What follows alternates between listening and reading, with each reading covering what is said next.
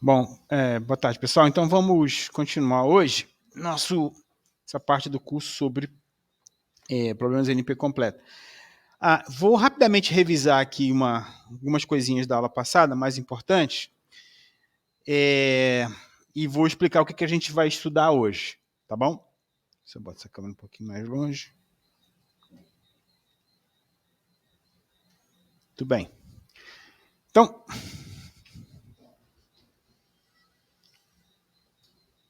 vocês lembram da aula passada? A gente introduziu vários conceitos de uma maneira um pouco mais formal sobre classe P, classe NP e principalmente sobre classe NP completo. Então, o primeiro conceito que eu queria revisar com vocês é o seguinte, é o conceito dessas classes. Tá? A gente primeiro caracterizou o que é a máquina de Turing, demos um exemplo, e a partir desse exemplo da máquina de Turing, a gente caracterizou as classes. Então vamos lembrar a classe P. Classe P, então, conjunto de todos os problemas de decisão. Então, percebam que a definição das classes é em cima de problemas de decisão e não de problemas de otimização, nem problemas de busca, né, em problemas de decisão. Então, problemas de decisão que tem solução polinomial em uma máquina de Turing determinística. Né? Na prática, é o conjunto de todos os problemas de decisão que tem solução polinomial em computadores reais. Então, se a gente quiser mostrar que um problema está na classe P, o que a gente precisa mostrar é uma solução para esse problema, um problema real, um algoritmo, né, uma solução, um algoritmo real, numa máquina, num computador real, que resolve esse problema em tempo polinomial. Então, a gente prova categoricamente que esse cara está na classe NP. Tá? Só revisando um pouquinho de novo o conceito de problema de decisão, tá? Para a gente fixar bem. Vocês lembram, o problema de decisão é aquele que tem resposta só sim ou não. Né? Por que a gente define em cima do problema de decisão e não em cima do problema de otimização? Primeiro, porque é mais fácil, porque a resposta é só sim ou não. Então a gente pode associar isso ao conceito da máquina de Turing, que é a máquina aceita ou não a string, então é um problema de decisão, então a gente sempre consegue caracterizar em cima do problema de decisão da máquina de Turing. E segundo, porque como a gente sempre pode criar uma solução de otimização a partir de uma solução do problema de decisão, então se o problema de decisão ele está em P, a gente também pode afirmar que o seu problema de otimização associado está em P, né? Porque a gente sabe que o problema de decisão ele não é mais difícil, ele é pelo menos tão difícil quanto o problema de otimização. Aliás, o contrário, né? O problema de otimização é pelo menos tão difícil quanto o problema de decisão. Então, se o problema de decisão está em P, o problema equivalente de otimização também está em P. Tá legal? Então vamos sempre lembrar disso. Por isso que a gente faz a caracterização em cima do problema de decisão, porque o problema de otimização na máquina de Turing seria muito difícil de caracterizar, então é melhor caracterizar em cima do problema de decisão. Tá? Mas o mesmo problema, se ele for P se ele for em P, o problema de otimização, o problema de decisão também será P. Tá? Para fins práticos é isso. Tudo bem esse conceito? Alguma dúvida aqui? Tá. Também caracterizamos a classe NP também em cima da máquina de Turing. Né? Definição de NP. Conjunto de todos os problemas de decisão que tem uma solução em tempo também polinomial, só que na máquina de Turing não determinística. Tá? Então, se eu quiser mostrar que um problema está em NP, eu preciso mostrar uma solução polinomial para esse problema de decisão na máquina de Turing não determinística. Né? E vários problemas estão aqui. Né? E lembrando que P, né, é pelo menos um subconjunto de NP. Né? Pois se existe uma solução polinomial na máquina de Turing determinística, haverá também uma solução polinomial na máquina de Turing não determinística. Então, para todo problema solúvel em tempo polinomial na máquina de determinística, também tem na máquina não determinística. Para fins práticos, a gente definiu, né, que a classe NP também pode ser definida sob o conjunto de todos os problemas de decisão com algoritmos de verificação eficiente. Eficiente é número polinomial de passos na máquina de Turing determinística. E a gente viu o conceito de verificador, que é um algoritmo de decisão com alguma entrada extra. Né? Então, vimos aqui a ideia do verificador, então o verificador polinomial faz uma verificação em tempo polinomial. Se eu consigo verificar um problema em tempo polinomial, uma solução em tempo polinomial, o problema para a solução é NP, mesmo que esteja em P. Tá? Então, na prática, um certificado de um problema de decisão nada mais é do que uma solução para o problema de otimização correspondente. Exemplo, caixeiro viajante, certificar uma sequência de vértices, eu aceito somente se a sequência é um ciclo simples, que passa por todos os vértices e tem um custo C. Então, eu posso verificar esse tempo polinomial, portanto, o caixeiro viajante garantidamente está em NP. Tá legal? Veja que eu não sei se ele está em P, mas eu sei se ele está em NP. Tá bom? Para ele estar em P, eu precisaria de uma solução polinomial na máquina determinística. Ou um algoritmo que roda num computador real, na prática. Muito bem. Agora, a definição que eu quero centrar mais fogo aqui com vocês, porque a gente vai trabalhar muito com ela a partir de agora. Tá? Que é a definição de um problema NP completo. Tá? Que é a classe que mais interessa para a gente. Na verdade, a definição das outras classes é muito mais para a gente caracterizar o que é NP completo. Então, duas condições importantes para o problema estar em NP completo. O primeiro, ele está em NP. Acabamos de ver, então, a condição para estar em NP. Certo? Então, se a gente quiser mostrar que o problema está em NP completo, primeiro a gente tem que caracterizar que ele está em NP. Como? Algoritmo de verificação, na máquina de leitura determinística, papapá. E, para todo y pertencente a NP, y se reduz em tempo polinomial a x. Né? Problemas NP completos são problemas NP que também são NP difíceis, porque essa característica 2 é chamada de problemas, os problemas que têm nessa condição 2 são chamados de NP difíceis. Tá? Bom, então essas duas condições são importantes. Beleza? Estar em NP e ser redutível para a x. Então, veja só, isso primeiro, então vamos fixar aqui nessa 2 aqui. Essa condição 2, ela estabelece o seguinte: qualquer problema em NP completo, certo? Tem que ser necessariamente redutível para outro problema estar em NP completo. Tá? Então, vamos pegar o exemplo do caixeiro viajante, que é um problema em NP completo, e o problema, por exemplo, do clique. Né? Se eu disser para vocês que os dois problemas estão em NP completo, eu estou afirmando que, primeiro, os dois estão em NP, depois eles são redutíveis um para o outro. Tá? Para qualquer problema em NP completo, essa reduzibilidade tem que acontecer. Ou seja, a reduzibilidade é, a definição que a gente já deu, eu consigo, a partir de uma entrada para um problema X, gerar uma entrada para o problema Y, de tal maneira que se eu resolvo a entrada de X, eu resolvo também a entrada de Y. Vamos ver exemplos hoje. Tá?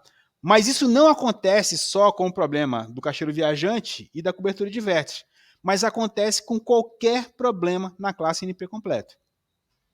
Tá? Então, eu posso reduzir o caixeiro viajante para por exemplo, já falei o clique, né? Posso reduzir para o SAT, que a gente já viu. Posso reduzir para a coloração de vértices, que a gente também já falou. Para qualquer problema da classe NP completa. Ou seja, todos eles são redutíveis um para os outros. Tá legal? Qual que é a implicação prática disso aqui? Primeiro, o que acontece se eu recebo um problema qualquer, que eu não sei se ele é NP completo, e eu quero demonstrar que ele está em NP completo? O que eu devo fazer? Condição 1. O que eu devo fazer? Eu quero mostrar o quê? Uma solução polinomial na máquina de Turing não determinística. Tá? Primeira coisa, então, tem que mostrar que está em NP. Ou, alternativamente, ter um algoritmo de verificação em tempo polinomial para uma instância desse problema. Certo? A segunda coisa, eu tenho que mostrar que todos os problemas em NP são redutíveis para esse problema. Certo? Mas eu não preciso fazer para todos. Basta fazer para um. Por quê? Porque se eu sei que aquele problema está em NP completo, eu sei que todos os outros problemas NP completos são redutíveis para ele. Então, quando eu provo para um, eu estou provando para todos. Vou repetir. Aqui na 2 diz o seguinte: para todo problema y pertencente a NP, y se reduz em tempo polinomial para a x. Então, se eu quero mostrar que x é NP completo, a minha segunda condição me diz que para todos os problemas y que estão em NP, eu tenho que reduzir y para esse problema, x. Certo? Mas na prática, é muito difícil, seria muito trabalhoso pegar todos os 1000 e poucos problemas NP completo, NP, e reduzir para x. Beleza? Mas como eu sei que todos eles são redutíveis uns para os outros, basta que eu pegue um qualquer. E eu escolho qualquer um deles que eu achar melhor. Mais fácil. Vocês vão ver que existem provas clássicas. Só um segundinho. Vocês vão ver que existem provas clássicas, já reduções que estão prontas, que são muito conhecidas, para provar que determinados problemas são NP completo. Então, se eu tenho um problema novo, que eu não conheço qual é, eu vou verificar qual que é o problema NP completo mais próximo daquele e vou tentar reduzir para ele. Porque eu não preciso fazer para todos, basta fazer para um. Por que eu não preciso fazer para todos? Porque eu sei que se ele está em NP completo, todos foram redutíveis para ele. Então, se eu consigo reduzir todos os problemas para esse, reduzindo esse para o meu problema, eu estou reduzindo para todos os outros. Esse aqui é o raciocínio. Então, na prática, a técnica de prova de NP completude envolve 2 passos. Qual é o primeiro passo? Provar que está em NP. Qual é o segundo passo? Reduzir algum problema em NP para o meu problema que eu quero saber. Basta um. Tá bom? Diga. Pois é, por isso que eu te pedi para... Deixa eu chegar perto de ti para o pessoal te ouvir. Se x foi reduzido... É o contrário, y reduzido para x. Então, o meu problema novo é x. É um problema que ninguém sabe se está em NP. Se está em NP completo. Então, teoricamente, y não é mais difícil que x. Não é mais difícil que x. Se eu conseguir fazer a redução. E ao contrário, eu poderia pegar o menos difícil... Desde que ele... dentro do NP completo não existe mais difícil e menos difícil. Eles são igualmente difíceis. Tá, então, tanto faz. Tá? Mas o problema que eu tenho é um problema novo e eu não sei o que acontece com ele. Então eu tenho que pegar um cara sabidamente NP completo, por exemplo, quem? Dos 3 que vocês conhecem, eu posso pegar qualquer um deles. Qual, por exemplo? Caixeiro viajante. Então eu posso reduzir o caixeiro viajante para ele. E eu sei que o caixeiro viajante está comprovadamente NP completo. Então eu posso reduzir o caixeiro viajante e eu conseguir a segunda parte da minha prova. Mas para fazer isso eu teria que provar que o x é NP. Não. Sim, primeira parte. Eu só estou falando da parte 2. Tá? Não, é que eu quero reduzir o problema A ao B. É o passo 2. A redutibilidade só está no passo 2. Redutibilidade não está no passo 1. O passo 1 é prova de NP. Tá? O passo 1 é prova de NP. Isso é uma parte da prova. Está em NP. Esse é o item 1, olha lá, 1. E a segunda parte da prova é a redutibilidade. Tá? Então, para eu provar que um determinado problema é NP completo, eu preciso provar 2 coisas. Que o problema está em NP e preciso provar que algum problema NP completo se reduz a ele. Se eu conseguir fazer as 2 coisas, bacana, o cara está em NP completo. Tá bom? Então, o que a gente vai fazer na aula de hoje? A gente vai exercitar, na aula de hoje, nos exercícios que vocês vão fazer daqui para frente, a gente vai exercitar os 2 passos. Tá? Vamos ver vários exemplos de problemas, mostrando que problemas estão em NP e mostrando que determinados problemas em NP completo são reduzidos do meu problema qualquer. Tá? Beleza? Então, na prática, no dia a dia, nos exercícios que a gente vai fazer, quando eu quero provar que um problema é NP completo, eu tenho que fazer as 2 coisas. Mostrar isso e mostrar isso. Tá bom? E eu não preciso fazer para todos. Basta fazer para um. Por quê? Porque se esse problema está em NP completo, todos são redutíveis para ele. Então, se todos são, basta reduzir esse problema para x e pronto, matou a conversa. Tá? E a gente vai explorar na aula de hoje, nas próximas aulas, exatamente como se prova a redutibilidade. Tá? Porque isso não é uma coisa que a gente inventou assim. Existem muitos exemplos de como fazer isso. Tá? Existem técnicas para fazer isso. Então, a gente não vai fazer do zero. Tá? Agora chega a hora de fazer exercícios. Eu fazia 50 logaritmos lá no começo do curso, 50 somatórios e 50 recorrências. Agora a gente vai fazer 50 reduções, 50 provas de NP, né? Para poder fazer 50 provas de NP completude por dia. Por dia. Antes do café. Aí mais 50, mais 50 depois do café. Tá? Esse é o nosso trabalho. É o nosso dia a dia. Tá bom? Agora lembrando, né? Na prática, pessoal, a gente está num curso intermediário da pós-graduação em ciência da computação, né? A gente não vai inventar problemas novos. Todos os problemas que a gente vai tratar são problemas que já existem, já foram provados em NP Completude. A gente vai fazer exercícios baseados nele. Para quê? Para que quando de fato aparecer um problema novo no nosso mestrado, no nosso doutorado, em algum momento da nossa vida como pesquisadores, a gente sabe o que fazer. Tá? Que acontece. Tá? Aconteceu comigo já pelo menos uma vez.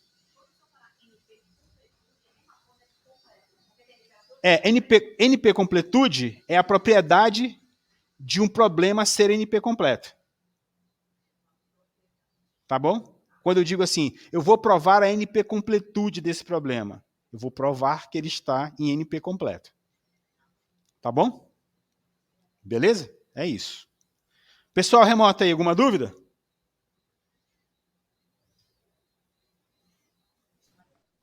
De boa, Elton. Por enquanto, não. Tá, beleza. Vamos lá. Então, esse conceito é muito importante, porque tudo que a gente vai fazer aqui agora está nesse contexto, tá bom? Por isso que eu quis parar para a gente revisar esses conceitos, porque a partir de agora a gente vai trabalhar com essas noções. Se a gente não tiver isso bem amarradinho, a gente não vai conseguir seguir. Tudo bem? Beleza? Então vamos só continuar revisando o que a gente viu na aula passada? Bom, então, cada problema NP completo é fortemente relacionado com os demais problemas NP completo. Por que eu estou falando isso aqui? Porque eles são todos redutíveis um para o outro. Por isso que eles estão fortemente relacionados. Tá bom? Encontrar uma solução de tempo polinomial para um significa encontrar uma solução para todos. Por quê que eu estou afirmando isso? Porque se um é redutível para outro, né? Se eu arrumo uma solução polinomial para um deles, e eu consigo reduzir em tempo polinomial um para outros, eu tenho a redução polinomial e a solução polinomial. Um polinômio mais um polinômio dá o quê? Assintoticamente, um polinômio. Então, teoricamente, se eu resolver um problema NP completo em tempo polinomial, eu resolvo todos em tempo polinomial. Tá bom? Tá, isso faz sentido para vocês? Pessoal remoto, faz sentido? Diga...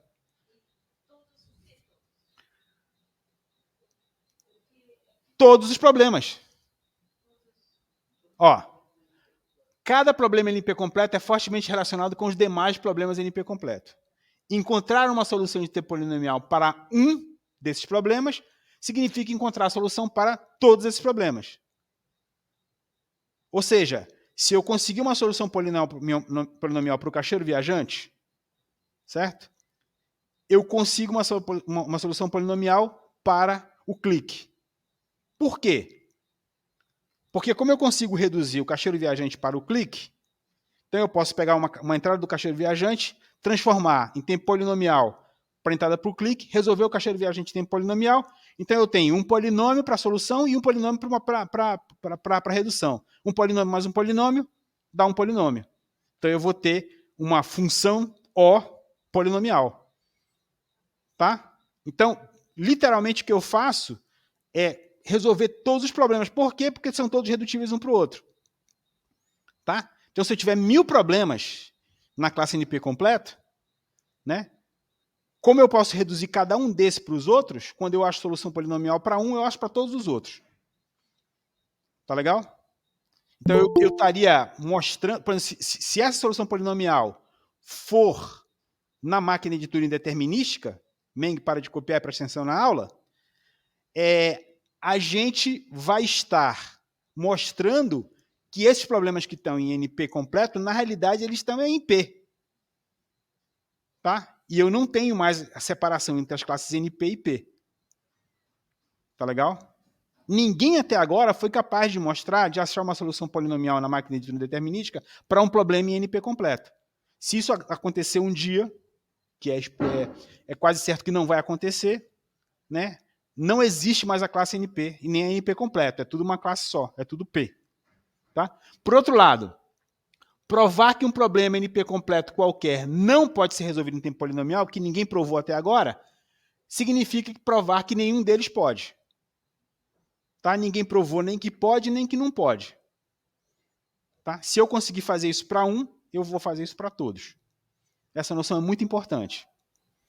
Tá? Então, como provar que um problema é NP completo? Redução em tempo polinomial. De quê para quê?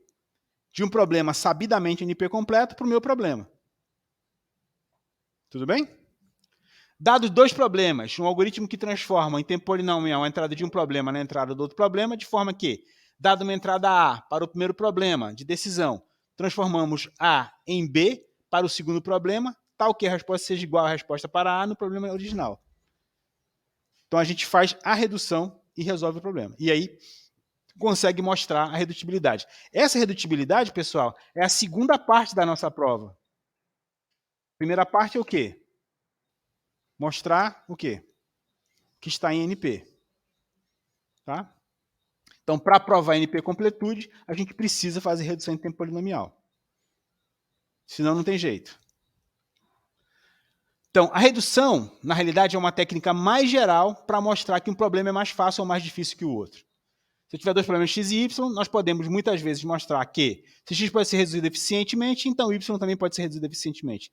Nesse caso, dizemos que y foi reduzido a x, y é mais fácil que x, ou y não pode ser pior do que x.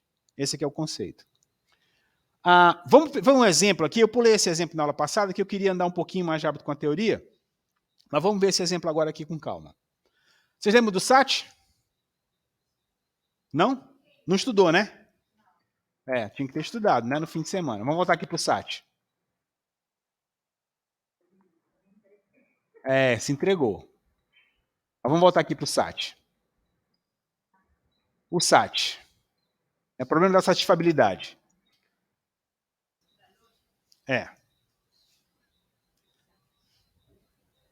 Problema da satisfabilidade. Então, no cálculo proposicional, eu tenho operadores lógicos AND, ou, não e implica. E eu tenho sentenças, como a sentença alfa, que é não implica em F, e F ou D implica em não é. Então, o que eu fiz? O que são o Z, o F, o D e o E? São variáveis booleanas do cálculo proposicional, que podem assumir dois valores sim ou não, ou verdadeiro ou falso. Né? Quero saber o seguinte, existe alguma valoração desses caras, E, F, D, que torna alfa positivo? Por exemplo, se alfa for A ou B, tá? A ou B. Eu sei que alfa pode ser true se A for true ou B for true. Então, existe uma valoração. Para esse caso, existe uma valoração. Mas, dada uma sentença qualquer, existe uma valoração que torna essa sentença true? Ou seja, em outras palavras, essa sentença é satisfatível? Ela pode ser true de alguma maneira? Tá? Esse é o problema da satisfabilidade. A entrada desse problema é o quê? Uma sentença da lógica proposicional. Isso é a entrada. E a saída é o quê? True ou false? Ou seja, é um problema de decisão. É um problema de decisão. Tá bom? Aquele que diz sim ou não. Beleza? Então, determinar a satisfabilidade de uma sentença é: existe alguma valoração das variáveis de alfa de tal forma que alfa seja verdadeira? Entendemos isso aqui? Sim? Então, quando eu falar em SAT, eu estou falando desse cara aqui. Esse é o problema chamado SAT. Para nós que somos íntimos. Para os não íntimos é o problema da satisfabilidade. Tá bom? Essa sentença é satisfatível? Existe uma maneira de satisfazer essa sentença da lógica proposicional? Esse é o problema, é o SAT. Tá legal? Qualquer uma. Não precisa ser essa aqui é só um exemplo. Existe qualquer uma outra. Eu quero saber se alfa vai ser true.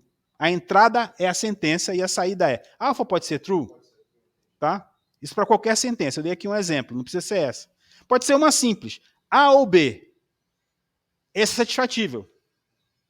Eu sei que é, porque se A for verdadeiro ou B for verdadeiro, alfa será true. Mas dado uma qualquer, não sei, deve ter. Deve ter. Na realidade, pessoal, só para dar um passinho atrás, esse problema apareceu porque em circuitos lógicos o que a gente tem são circuitos que dão de lógicos, né? Circuitos lógicos, que o bit é verdadeiro, é 0 ou 1. Né? Então, dado um circuito, eu quero saber se aquele circuito ele pode ser 1 em algum momento. Então, na realidade, isso é derivado dessa ideia, lá do começo da eletrônica da computação. Tá bom? Mas, em teoria, a gente pode também considerar isso um problema de lógica. No fundo, é um problema de lógica binária, lógica digital. Tá bom? Então, existe um algoritmo exponencial para resolver esse problema. Qual? Bom, se eu tenho 3 variáveis, D, E e F, né? Eu posso fazer todos 0, né? Somente um 0, os 2 zeros, 3 zeros, ou seja, eu posso fazer todas as combinações de zeros e uns, certo? E verificar se alguma delas dá verdadeiro ou falso. Então, eu gero a combinação, verifico se dá verdadeiro ou falso. Tá? Para N variáveis, eu tenho 2 elevado a N possíveis combinações. Certo? Por exemplo, com 3 variáveis, 2 elevado a N é 8. Mas, é pouquinho, né? Mas é exponencial. Para 6, 7, 8, 9, isso cresce muito, muito, muito. Então, existe uma complexidade exponencial. Não é conhecido. Então, esse algoritmo que eu estou falando para vocês, que é o algoritmo de força bruta, o que ele faz? Ele gera cada solução e verifica se é true ou false. Tá legal? Ele vai rodar 2 elevado a n vezes se eu tiver n variáveis. Tá claro isso? Não existe conhecidamente, esse problema, uma solução melhor do que essa. Tá? E a gente pode provar que esse problema tem NP completo. A gente vai provar, aliás. Tá legal? Então esse é o SAT. Então eu dei um parênteses aqui para a gente voltar ao SAT. Tá legal? Beleza? Entendemos o SAT direitinho? Muito bom. Professor? Legal. Oi? Desculpa atrapalhar. Não vai atrapalhar, não. Está querendo entrar no Meet, para o senhor aceitar ele. Quem? O Paulo. O Paulo.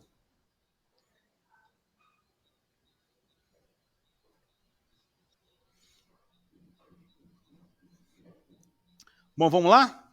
Vamos continuar? Então, beleza, olha só.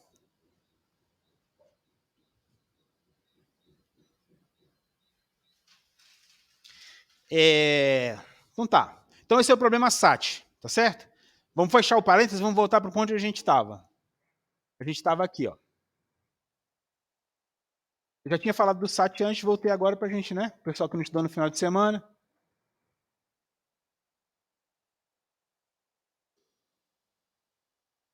Vou voltar aqui. Então a gente quer reduzir o SAT ao clique. A gente quer reduzir o SAT ao clique. Quem lembra do problema do clique? Quem também não lembra, do clique, né? Vou voltar e falar do clique. Vamos voltar do clique. Vamos voltar ao problema do clique. Vou voltar aqui. Opa, tá aqui o clique. Quando eu falar essas coisas, vocês não tem assim, eu acho que eu sei. Não pode ser mais assim, pessoal. Acabou essa fase. Tem que ter estudado o negócio, tem que saber. Porque senão não vou fazer exercício, não vou fazer prova, né? Vocês duas, a Meng é chinesa falsificada, mas tá chegando no Brasil agora. Tchau e benção a gente chama. Tchau e benção. Acabou, não tem. Então tem que se não estudar, tchau e benção, né? A casa cai. Clique. A entrada do clique. Um grafo GVE. Eu quero todos os subgrafos desse grafo completos, ou seja, aquele de todos os versos tem uma aresta entre si. Então, dado esse grafo, isso aqui é um clique, ó. Tá? Esse clique tem tamanho qual?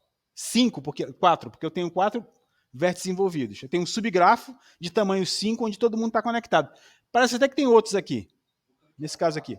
Um clique é um subgrafo de um grafo onde todo mundo está ligado. De 2 a quantidade total. Isso. O tamanho é o número de vértices envolvidos no clique. Tá bom? O problema de otimização é o seguinte. Dado um clique, dado um conjunto de N pessoas, esses relacionamentos, existe um grupo de pessoas em que todos se conhecem? No Facebook lá. Né? Então, nesse caso aqui, o grafo, o clique é de tamanho 4. Tá? O problema de otimização é, eu quero o clique máximo.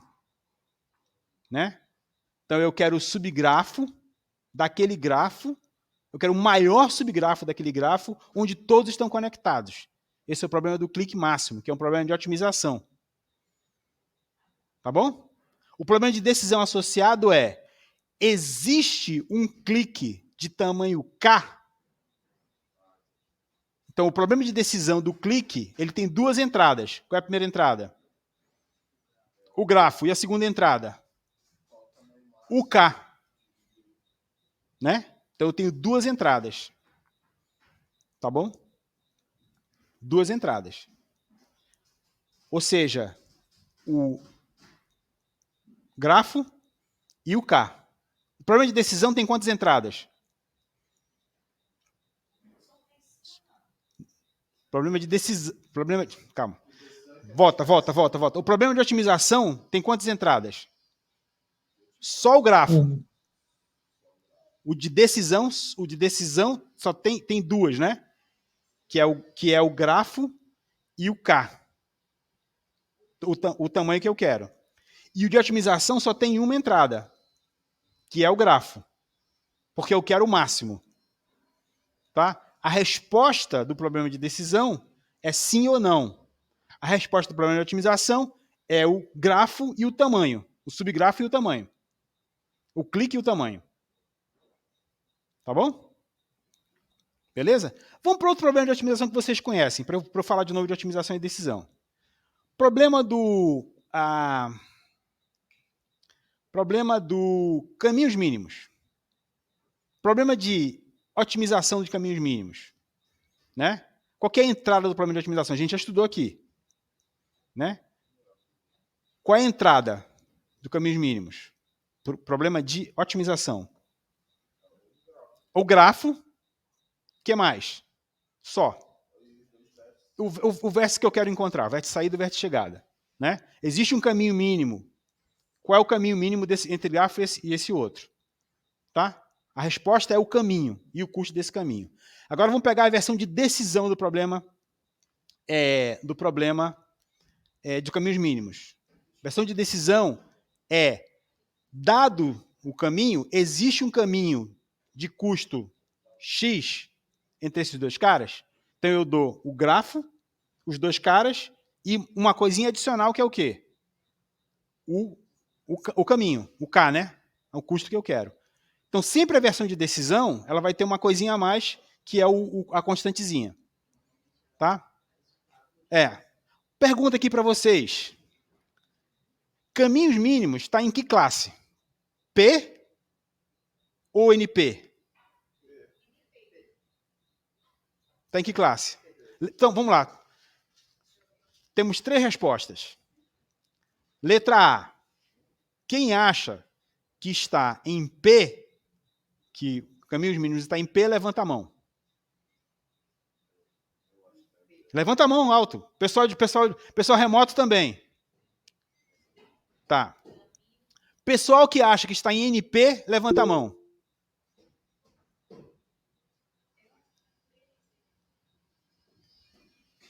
Quem acha que está em NP, levanta a mão. Vamos, força, coragem. A Meng está certa. Todo mundo errou, vocês viram, né? Exatamente. Se está em P, também está em NP. Certo? Se está contido. Então está nos 2. Tá? Beleza? Né? Tá? Então a gente pode dizer, bom, mas o que interessa mesmo é que ele está em P. É verdade que ele está em NP, mas o que interessa mesmo é que ele está em P. Tá? Ou seja, como é que eu consigo provar que ele está em P? A gente já viu aqui 2 algoritmos polinomiais para resolver o problema de caminhos mínimos. Vimos Dijkstra e Bellman-Ford. Então, para ele... Agora, caixeiro viajante, né? Eu posso afirmar que está em P? Não posso. Até agora a gente não viu nenhum algoritmo polinomial para colocar esse cara em P. Beleza? A árvore geradora mínima está em P. Que mais? Isso também está em NP, né? Por tabela. Tá? Então, vejam, pessoal, quando eu disser que um problema está em NP, não quer dizer que não tem algoritmo polinomial para resolvê-lo. Tem. Tá? Só que, qual é a pegadinha? Se eu fizer a seguinte pergunta, existe algoritmo polinomial para resolver o caixeiro viajante? Existe. Só que vai ser na máquina de Turing não determinística. Tá? Então, cuidado com essa sutileza. Tá bom? Não é errado dizer que não existe algoritmo polinomial. Se disser aqui, não existe algoritmo polinomial na máquina de Turing determinística, tá certo. Ou não existe, tá errado. Não é conhecido. Tá legal? Se alguém chegar e disser assim, esse problema NP completo aqui, ele não tem jeito de resolver ele em tempo polinomial. Eu estou falando para todos os outros. Tá? Por causa da redutibilidade. Bom, vamos voltar aqui então. O parênteses está muito grande aqui agora. Então, agora vamos voltar para o ponto que a gente estava querendo aqui. Pessoal do remoto, vocês estão achados ou estão perdidos? Perdidas. Tudo certo. Tudo certo? Tá bom. Estão aí. Isso. Estão aí, né? Estão na atividade, né? Tá, então vamos lá. Agora vamos parar do ponto... Já lembramos de novo o que é SAT, lembramos o que é clique, né? Agora a gente quer mostrar que o SAT é redutível para o clique, porque a gente quer entender aquele pedacinho da redutibilidade ali com mais detalhes. Por isso a gente vai ficar agora olhando para esse cara aqui. Beleza? Então vamos lá. Se o SAT é redutível para o clique, então qualquer entrada do SAT, nós criamos uma entrada correspondente ao clique que nos ajuda a resolver o problema original SAT. Tá? Então, quando o SAT é redutível ao clique, dada qualquer entrada do SAT, nós criamos uma entrada correspondente do clique que nos ajuda a resolver o problema original do SAT. Mais especificamente, para uma fórmula com K cláusulas. Essa fórmula com K cláusulas é de quem? Do SAT. Nós construímos uma entrada do clique que tem um clique de tamanho K, se e somente se a fórmula original é satisfatível. Ou seja, existe o clique se a fórmula for satisfatível. Tá bom? Vou repetir. Dada qualquer entrada do SAT, a gente cria uma entrada correspondente do clique que nos ajuda a resolver o problema original do SAT. Mais especificamente, para uma fórmula com K cláusulas, que é a entrada de quem? Do SAT, né? Entrada do SAT. Construímos uma entrada do clique, que tem um clique de tamanho K, se somente se a fórmula original é satisfatível. Tá? Veja que é se e somente se. Então eu tenho que mostrar que se existe o clique, a fórmula é satisfatível, e se a fórmula for satisfatível, existe o clique. Tem que mostrar os dois lados. Ida e volta. Belezinha? Legal. Se tivermos um algoritmo para o clique, nós poderíamos aplicar a redução para resolver o SAT. Vamos entender isso aqui. Supõe que eu consigo resolver, que eu consigo mapear, eu consigo reduzir o SAT para o clique, como a gente viu aqui. Beleza? Tá? Isso significa que, se eu tiver um algoritmo para o clique, e eu consigo transformar as entradas, eu consigo também resolver o SAT. Como estava aqui. Se essa redução é polinomial e o algoritmo é polinomial, eu tenho polinômio na redução, polinômio na solução, polinômio mais polinômio, polinômio.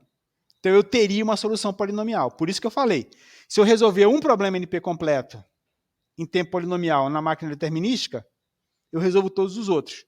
Por quê? Porque todos eles são redutíveis uns para os outros em tempo polinomial. Então eu vou ter polinômio mais polinômio, polinômio, morreu. Tá? Beleza? Vamos ver aqui então esse exemplo. Então, SAT redutível para o clique. Tá? Então vamos lá. Eu tenho uma fórmula, que pode ser essa daqui, x' mais y mais z, x mais y' mais z, y mais z, x' mais y' mais z'. O z' e o x' é o z negado, tá? É o não z. O z' é o não z, o x' é o não x e o y' é o não y, tá? Então, eu vou associar uma pessoa a cada ocorrência de variável em cada cláusula, tá?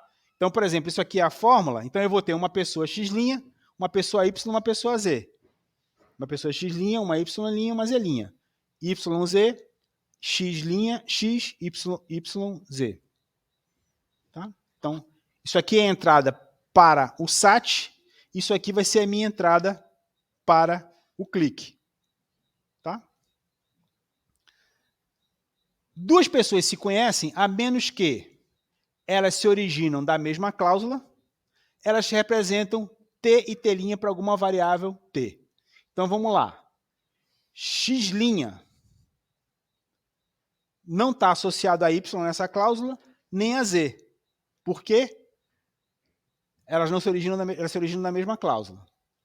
E x' não está ligado a x, nem y' está ligado a y, nem z está ligado a z'. Então, esse é o meu grafo.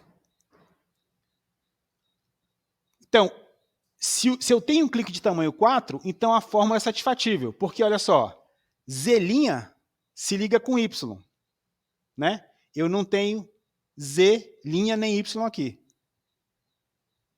Certo? Z' com y, de novo, y com x. Não tem y com x. Não tem y com x. Não tenho z' com x. Não tenho z' com x. E não tenho y com y, claro. Não tem y com y. Tá? Então, o que acontece? Se esses caras estão ligados, a fórmula é satisfatível. Tá? A gente vai provar isso depois. Só estou querendo mostrar a conversão das entradas por enquanto. A gente vai chegar a mostrar isso aqui com bem detalhezinho. Se eu estou mostrando aqui, minha ideia aqui só é mostrar como que a gente vai fazer para gerar uma entrada na outra, para tentar a redutibilidade. E ir um pouquinho mais no detalhe da redutibilidade. A gente vai estudar, vai ver vários exemplos. Tá bom? Por enquanto, só estou querendo dar uma noçãozinha aqui. Então, qual que é a ideia? Dada uma entrada do SAT, nesse caso aqui foi essa fórmula. É uma fórmula. É uma fórmula qualquer.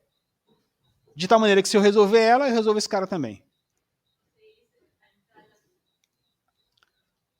Eu peguei uma entrada do SAT e converti para uma entrada de quem? Do clique. De tal maneira que se eu resolver esse cara, eu resolvo esse cara. Que é isso que eu quero mostrar. Sim.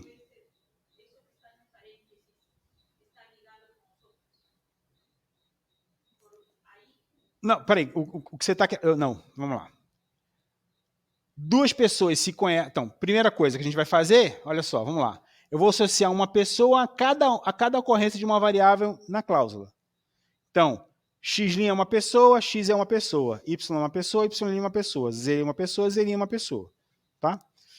Então, aí eu construí o grafo com base nessa fórmula. E a estrutura é a seguinte. Duas pessoas se conhecem, a menos que elas se originam na mesma cláusula, ou seja, duas pessoas que ocorrem na mesma cláusula não estão conectadas.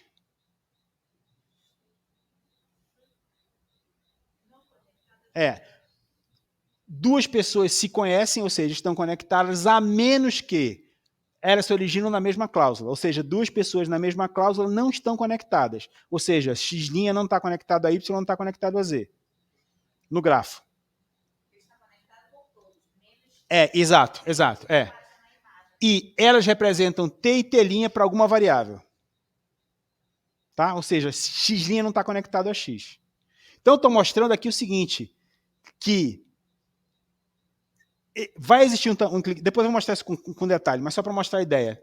Existe um clique de tamanho 4 se essa fórmula é satisfatível. Tá? Depois a gente vai ver no detalhezinho por quê. Essas arestas, elas seguem essa formulazinha. Que se conhecem, estão conectadas. A menos que se originam na mesma cláusula, representam t e t' para alguma variável. Todas as outras estão conectadas.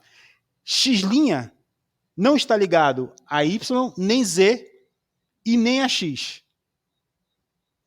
Lê aqui para mim. Lê para mim. A menos que. Então, a menos que. Se originam na mesma cláusula, não se conhecem, ou seja, não estão ligados. Tá bom? Tá bom? Essa formulação é meio estranha, mas é para pegar o caso geral. Tá bom? Beleza? Então tá. Se a gente conseguir mostrar isso aqui, eu ainda não mostrei, a gente vai depois ver com calma, só estou mostrando aqui a ideia.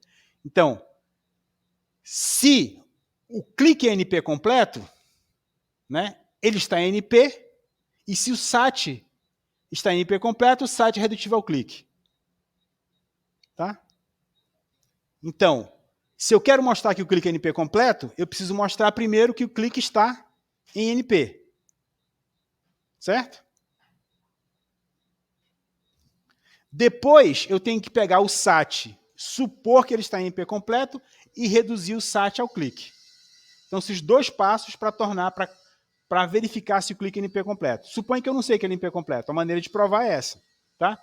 Pode-se mostrar que centenas de problemas são NP completos utilizando a mesma ideia. Tá? O que eu estou usando aqui é aquela definição que a gente viu. Tá bom?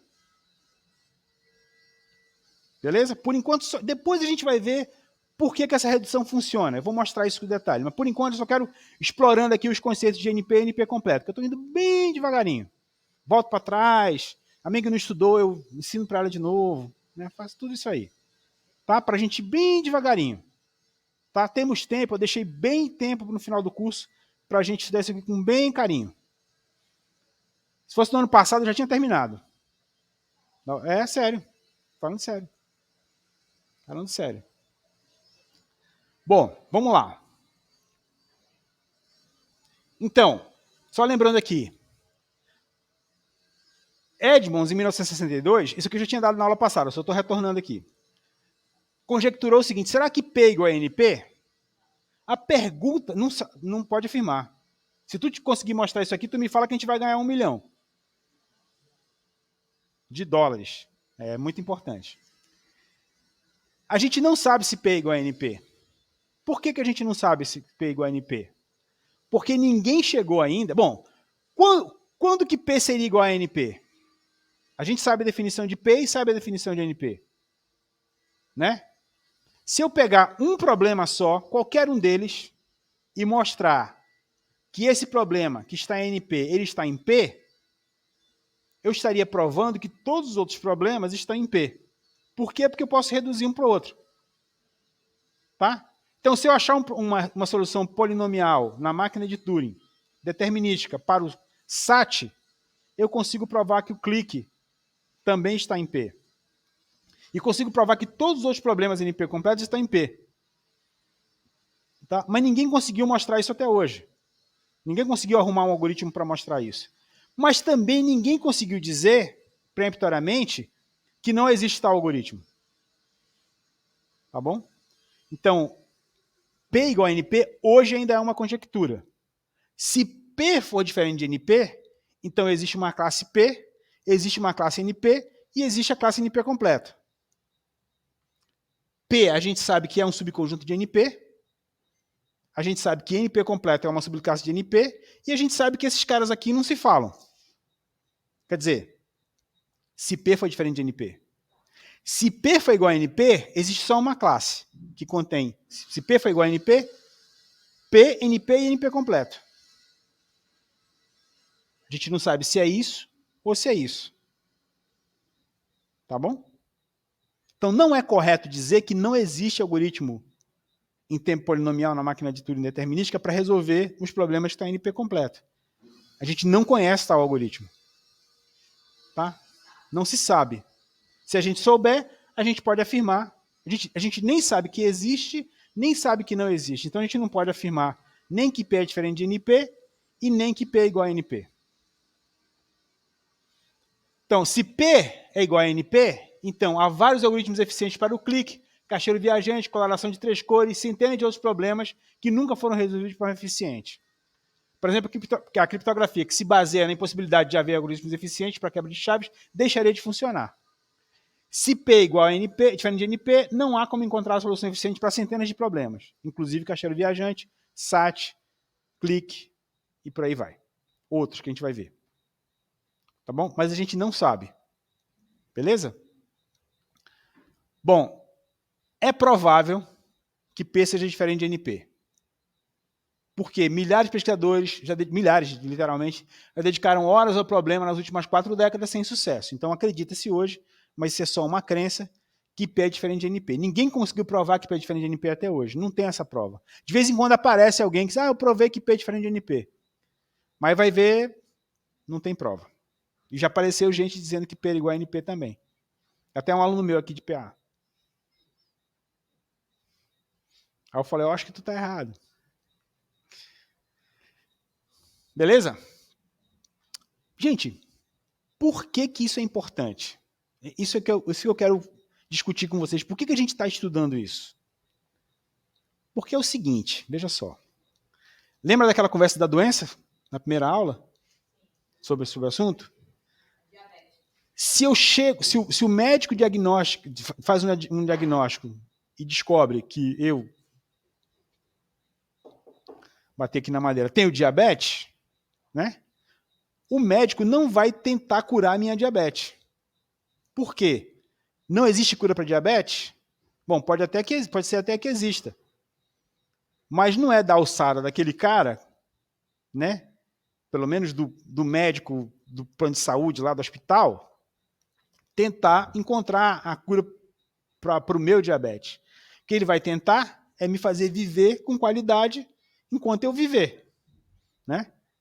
Então, descobrir que um problema é um problema que está nessa classe me leva a não gastar tempo tentando resolvê-lo polinomialmente. Num algoritmo, numa máquina real. Então, daí é que está a importância prática dessa teoria. Certo? Se eu conseguir mostrar que um determinado problema está em NP completo, eu não vou gastar o meu tempo precioso tentando encontrar uma solução polinomial na máquina de verdade, num computador real, para o meu problema. Ou, se eu quiser fazer isso, eu sei que eu estou encarando um desafio muito difícil. Né? Um desafio que vai levar, talvez, anos do meu trabalho. Então, eu posso escolher não fazer isso. Então, o que essa teoria me fornece é uma maneira, né, de encarar o problema, de entender qual que é a dificuldade daquele problema, sem tentar resolvê-lo. Sem gastar o tempo de resolvê-lo.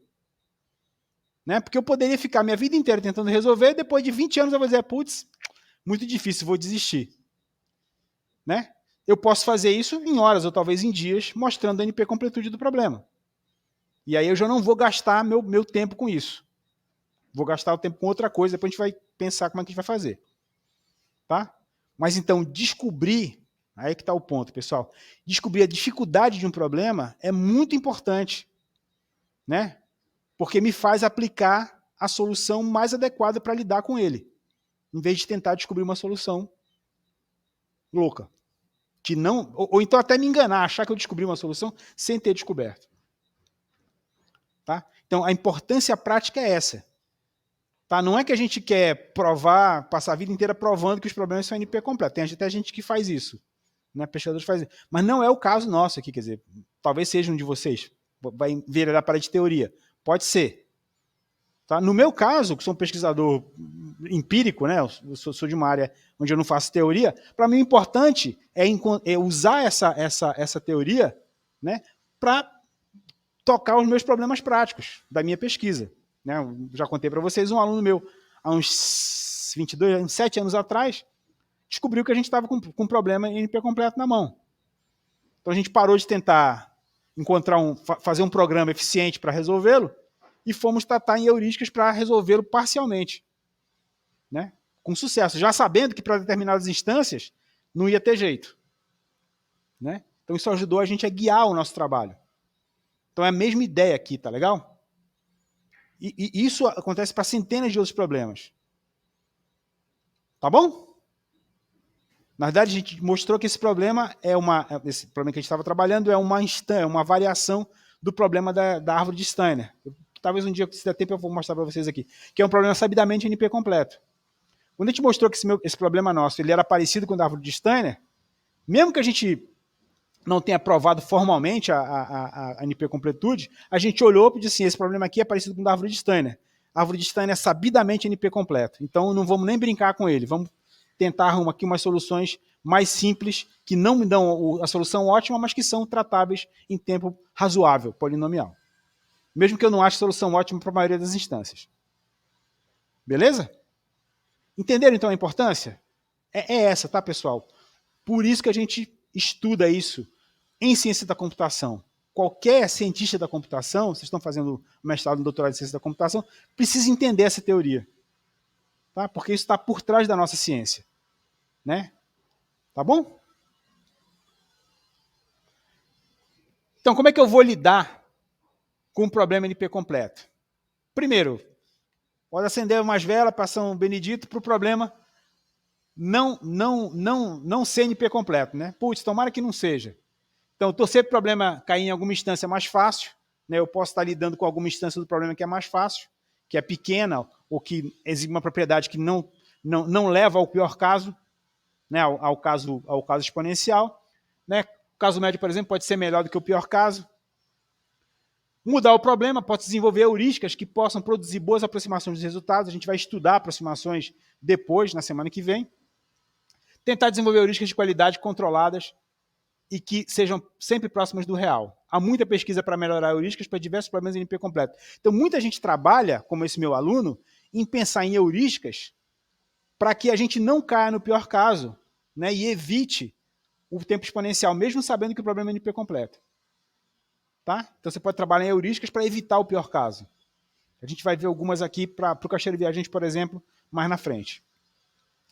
Ou, se não dá para torcer e não dá para mudar o problema, aí sim, pode encarar e provar que NP igual a P igual a NP. Mas isso, né, galera, é mais difícil. Então é melhor ficar aqui nos dois. Tá bom? Por isso que é importante. Então é importante entender os rudimentos da teoria de NP completude. Se a gente consegue caracterizar um problema como NP completo, a gente está fornecendo uma boa evidência de quão difícil é resolver esse trabalho, esse problema. Quão intratável ele é. Lembrem-se que a NP completude é uma propriedade do problema e não do algoritmo, tá legal? Independe do algoritmo. Tá bom? Então devemos investir tempo em desenvolver algoritmos aproximados ou resolver casos especiais, tratáveis, ao invés de tentar achar uma solução rápida para um problema intratável. Tá? Por isso que é importante. Muitos problemas importantes e frequentes são de fato NP completo, é importante estarmos familiarizados com essa classe importante de problemas e é por isso que a gente está estudando aqui no curso de PA. Tá bom? Beleza. Bom, vamos andar um pouquinho aqui? Tá. Então agora, pessoal, a gente vai concentrar... Tudo foi revisão da aula passada. Tá? Agora que vai começar a aula de hoje.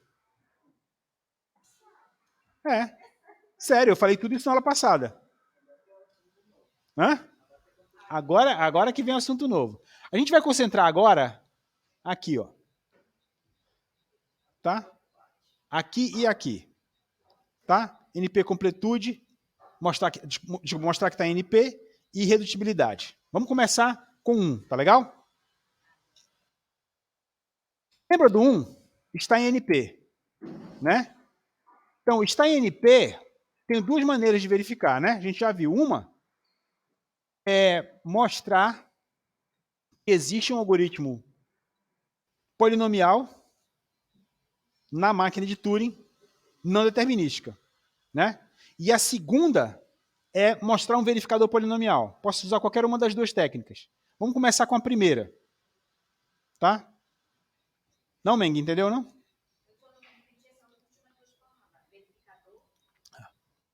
Fazer revisão da revisão. Não, que tu não pode te perder aqui. Se tu te perder aqui, tu vai ficar abandonada no meio da floresta.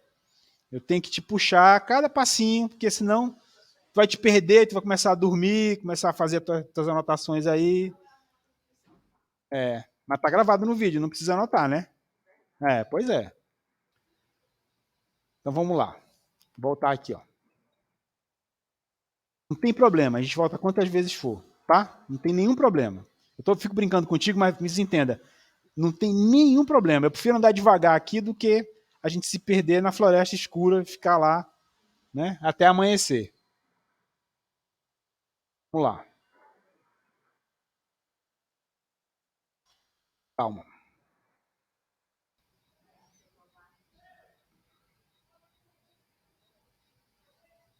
Classe NP. Conjunto de todos os problemas de decisão que tem uma solução em tempo polinomial em máquina de Turing não determinística. Beleza? Definição alternativa.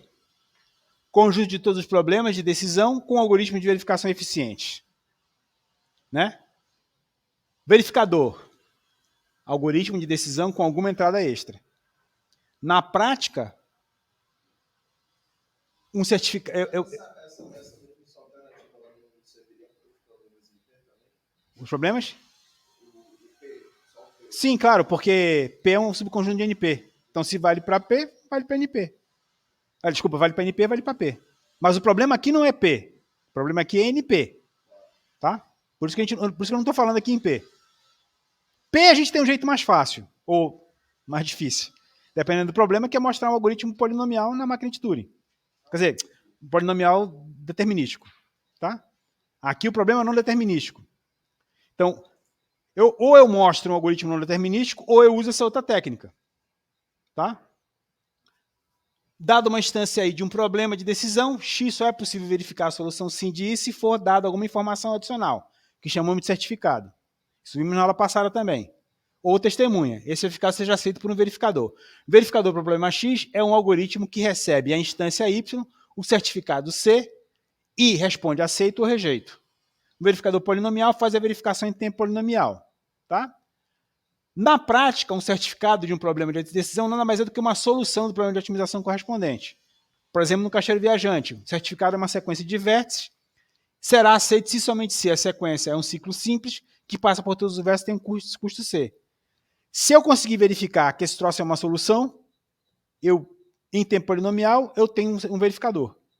Então, eu posso dizer que se eu tiver o verificador, esse problema está em NP. Tá? Então, o caixeiro viajante está em NP porque eu consigo, dado uma solução, eu consigo verificar em tempo polinomial se essa solução é uma solução mesmo. Tá? Como é que eu faço isso? Basta seguir os vértices, calcular o custo e ver se o custo é o custo que o cara me deu na entrada. Isso eu consigo fazer em tempo polinomial, certo? Andar uma lista de vértices? Então, tranquilo. Tá? Essa é uma técnica, tá legal? Então, eu falei que tem duas. Pela primeira definição, qual que é a primeira técnica? Uma solução não determinística, em tempo polinomial. Então, possibilidade 1. Técnica 1. Técnica 2. Mostrar o verificador. Tá? Beleza? Isso para mostrar o quê? Que o problema pertence a NP. Tá bom? Beleza? Então tá. Então vou me concentrar na primeira técnica. Tá? Vocês vão encontrar as duas nos livros, tá legal? Eu vou mostrar as duas aqui. Vou começar pela primeira, depois eu mostro a segunda. Tá bom? Então a primeira é o seguinte.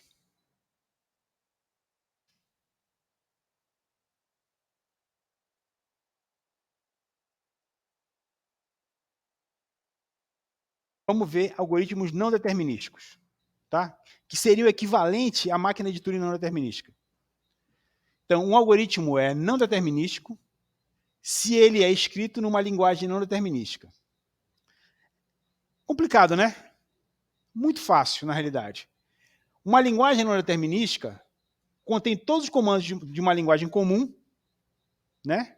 Mas tem um comando especial, mágico, metafísico, que é o salto não determinístico. Vocês vão ver que bobagem é essa, bem simplesinho. Então, eu posso ter uma linguagem C não determinística, uma linguagem Python não determinística. Na verdade, essa linguagem não existe, tá? Assim como a máquina de Turing não determinística, é um troço hipotético. Tá? E a gente vai ver aqui as linguagens, os algoritmos que a gente faz aqui com início, fim, para, não sei o quê, né, se, a gente vai ver uma variação não determinística dessa linguagenzinha informal que a gente sempre usa aqui na sala de aula dos nossos algoritmos. Tá? Então, os problemas com algoritmos polinomiais também pertencem à classe NP, pois estes algoritmos usam uma linguagem não determinística, embora sem lançar mão do comando salto ND. Tá? Então, os problemas com algoritmos polinomiais também pertencem, já que P é um subconjunto de NP. Tá? Vamos ver o que seria um algoritmo não determinístico. Tá. Então, um algoritmo não determinístico para um problema de decisão, ele vai responder sim, se existe pelo menos uma maneira de fazer escolhas na decisão de salto não determinístico, de forma que a resposta do algoritmo seja sim. E não, caso todas as combinações de escolhas de execução de salto não determinístico levem uma resposta não. Ou seja, se existir alguma maneira sim, ele vai me dar sim, senão ele vai me dar não. Isso vem da definição da máquina de Turing não determinística. Vou voltar aqui, como a gente não tem pressa, vou voltar aqui para a máquina de Turing não determinística. Vocês lembram? Lá, aqui, ó. A máquina de Turing não determinística, ela segue uma sequência de passos e é aceita ou rejeita, né? Na máquina de Turing não determinística, eu tenho um monte de passos derivados. Na verdade, eu posso explorar quantas vezes eu quiser cada passo na máquina não determinística. No algoritmo não determinístico é a mesma coisa. Tá? Então, um algoritmo não determinístico, ele implementa, né, de uma maneira mais palatável para a gente, o que seria uma máquina de Turing não determinística. Oi. Diga, querida. Eu li, mas não sei se entendi que os algoritmos determinísticos têm uma entrada e uma saída, e essa saída sempre se repite. E nos algoritmos não determinísticos, a saída pode mudar. Eu preciso ver onde é que tu leu isso para poder te responder. Se puder me mandar a referência, eu vou ler, vou entender e te explico. Tá? Porque eu estou com medo de te responder aqui agora e te confundir mais. Deixa eu ler para entender o contexto e eu te falo. Tá bom? A maneira mais corretinha da gente levar isso aqui no curso é seguir estritamente a definição que eu estou dando, porque é mais simples. Tá? Mas me manda o que tu leu, que eu vou tentar ler e correlacionar com o que a gente leu. Porque pode ser um outro tipo de não determinismo. Tá? Me manda a referência que eu vou ler. Tá? Aí eu te falo. Até quarta-feira eu te falo, se me mandar hoje. Tá bom?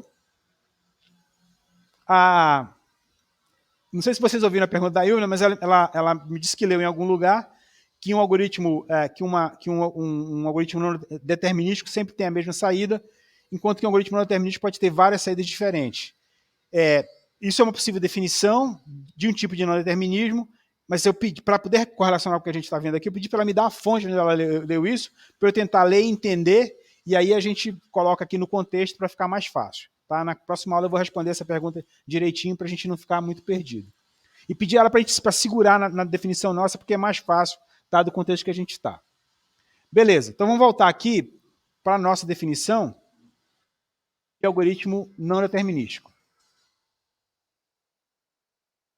Pessoal, a gente está indo e voltando várias vezes, então, por favor, se tem alguém perdido, vamos parar aqui e arrumar a casa. Pessoal que está aqui presencialmente e pessoal que está remoto. Por enquanto, está todo mundo ligado, é que eu estou indo e voltando muitas vezes, eu já percebi isso. Isso pode fazer a gente se perder. Tá? Então, eu vou tentar situar. Onde é que a gente está? A gente está falando, né, sobre prova de NP completude, né, sobre provar que determinados problemas são NP completos. Né? A gente já viu que essa prova tem duas partes. Pertence a NP e a parte da redutibilidade. Tá? Na parte da prova que é pertence a NP, a gente viu duas alternativas. Mostrar a solução não determinística ou mostrar o algoritmo de verificação. Então, a gente está agora indo para a primeira ideia aqui, que é mostrar uma solução não determinística. Tá bom? Pessoal, está todo mundo no contexto? Pessoal aqui presencial, pessoal remoto? Tudo bem? Está todo mundo no contexto? Sim, professor. Sim. Beleza, vou seguir, hein? Então tá. Opa! Na prática não existe.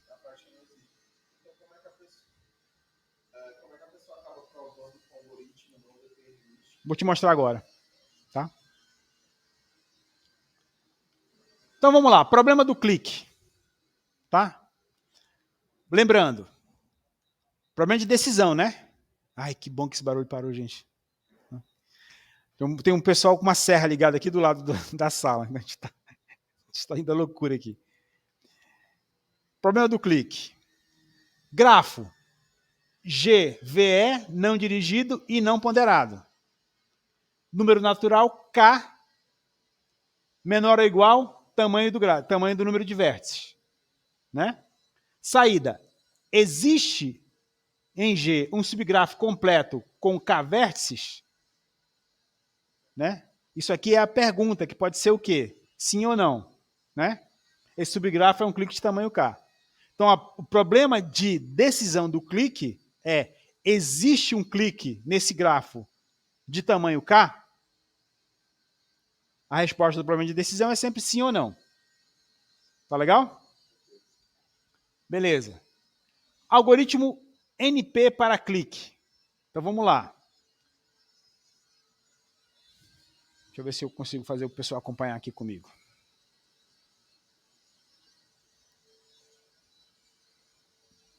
Às vezes eu mexo a mão assim sem querer, o bicho vem, né? Agora, quando eu quero fazer o negócio mesmo aqui, ele me abandona. Agora vamos fazer um zoom. Não sei se fez o zoom. Deixa eu ver.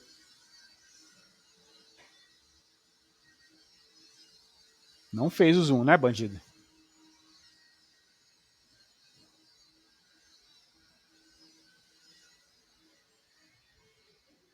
Agora. Aí ele afastou.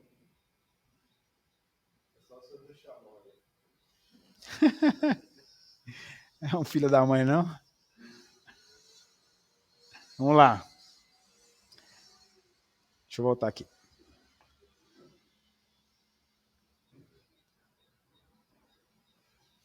Então vamos lá. Para cada V pertencente a V, decidir se eu vou escolher não. Olha, a entrada é G, VE e o K, né? Certo? Para cada salto, para cada V pertencente a V, salto não determinístico, eu vou escolher V se ele pertencer ao clique e falso se ele não pertencer ao clique. Escolha mágica mesmo. Esse cara aqui adivinha se eu vou escolher ou não. Tá? Esse aqui que é o salto não determinístico. Estou roubando, sim. Ok, eu sei a resposta. O salto não determinístico sabe a resposta. Por quê? Porque ele pode verificar todas as respostas exatamente, ao mesmo tempo. E me dizer se ela é verdadeira ou não. Então, para cada V pertencente a V, escolhido, eu vou escolher V, true, e ou falso se ele não pertencer. Simplesmente. Tá? Não tem nada demais disso aqui. É como se esse cara soubesse realmente a resposta. Né? Isso aqui é feito em tempo polinomial. Porque é um para, certo?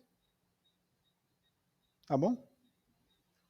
E aí, basta verificar. Calma, já vou chegar lá. Variável forma clique recebe true. Para cada V pertencente a V, faça. Se escolhido igual a V, então, V tem K menos 1 vizinhos marcados. Né? Conte 0. para todo W adjacente a Z, fácil. Escolhido W, então, conte recebe conte mais 1. Se conte diferente de K mais 1, então forma clique e recebe falso. Ou seja, eu vou verificar os seus adjacentes. Se os adjacentes forem escolhidos, significa que esse cara forma um clique com os outros. Eu pego um cara qualquer para cada V e verifico se os adjacentes também foram escolhidos. Se foram, ele pertence ao clique. Tá? E somo nesse conte. Certo? Então, se esse cara for escolhido, eu estou formando o clique. Se não, não formo o clique. Isso aqui em tempo polinomial. Estão vendo aqui que tem um tempo polinomial aqui? Esse cara aqui tem polinomial, esse cara tem polinomial. Então, o que esse algoritmo é? Ele é um algoritmo polinomial, não determinístico, para determinar o clique. Na realidade, se vocês forem ver, ele só tem duas partes. O saldo determinístico e o verificador. Polinomial. Isso aqui é um verificador. Tá legal? Então, eu nem precisaria fazer isso aqui, bastava fazer isso aqui. Bastava mostrar o verificador.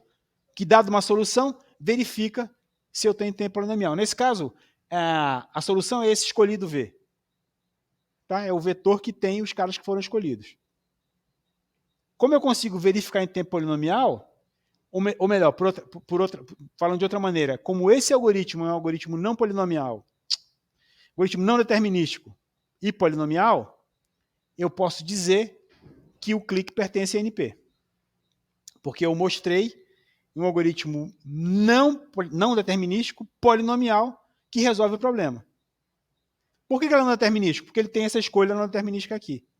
Ele tem a escolha não determinística e a verificação polinomial. Os dois polinomiais. Portanto, esse algoritmo é um algoritmo não determinístico, polinomial, que soluciona o clique para mim.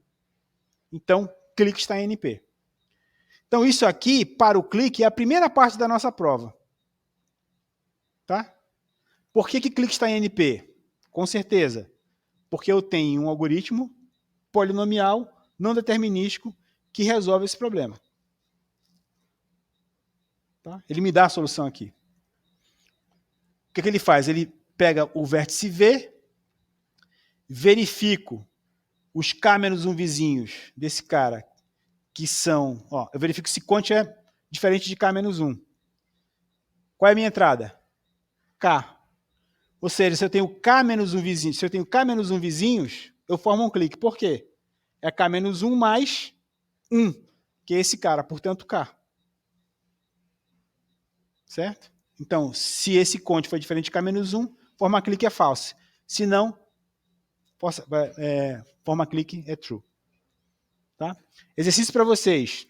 Rodar esse algoritmo em casa. Tá? Na mão. Não é para implementar, não. Pode fazer na mão. Pega qualquer grafo e roda na mão. Escolhendo. Tu sabe a resposta? Tu sabe a resposta? Tu sabe a resposta. Pega um que tu sabe a resposta, porque é isso que o algoritmo não determinístico vai fazer. Ele vai explorar todos os resultados e vai encontrar exatamente os que fazem parte. Não. Não. Não, veja só, vamos lá. Vamos voltar aqui. Qual é a definição do problema NP?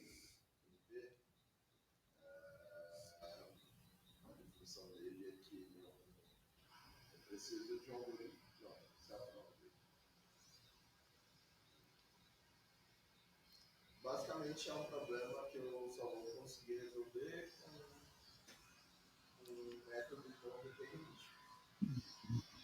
Mais ou menos. Tu deu uma chutada grande aí, né? Tá? Bom, então vamos estudar a raiz da questão desde lá do começo. Qual é o meu problema? Qual a questão aqui envolvida? Eu quero algoritmos eficientes. Para qualquer problema eu quero algoritmo eficiente. Tá legal? Só que a vida não é assim. Por quê? Porque existem problemas para os quais não se conhece algoritmos eficientes para sua solução para uma instância geral. Só são conhecidos algoritmos exponenciais. Certo? Beleza? Tu concorda que exponencialmente se eu tivesse um tempo exponencial, eu poderia fazer isso aqui? Concorda? Então, abre um buraco no tempo para o relógio. Certo? Se eu conseguir explorar todas as possibilidades em tempo O de 1, como se fosse que seria exponencial em tempo O de 1, eu consigo achar esse cara? Beleza, então eu tenho uma solução não determinística. Em tempo O de 1. Tá? Em vez de eu gastar um tempo exponencial, eu vou usar um tempo O de 1. Beleza? Então, será que eu consigo, se eu parasse o tempo, para o relógio, deixa eu gerar todas as possibilidades exponenciais aqui, como se elas fossem ao mesmo tempo em paralelo, o que daria O de 1. Né? Pronto, está aqui. Eu consigo. Tá? Então, eu tenho, para cada V, O de 1. Ou seja, isso aqui é polinomial em V. Na verdade, é linear em V para o algoritmo não determinístico. Beleza?